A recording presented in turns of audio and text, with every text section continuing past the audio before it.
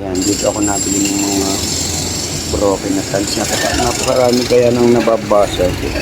Tapos binibinta lang ng pamura na lang. Ang dami. At ito nga nagagamit ko ito dito sa mga paupahan ko. Ginagamit ko sa CR, ginagamit ko sa entrance ng paupahan ko. Ito.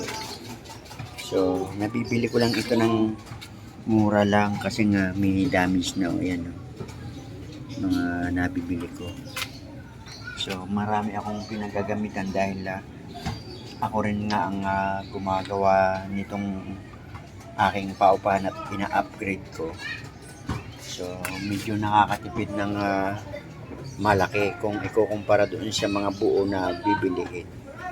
Nagagawan ko ng paraan para kahit paano umayos yung aking mga paupahan ba.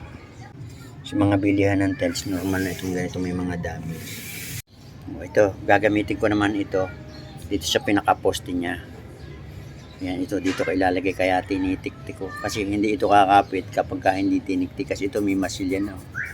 Upas na nga lang kasi sa katagalan na. So, na-upgrade ko at ang gagamitin ko nga tiles dito. Itong nabili kong may mga damage. Nakakatingin ko dito.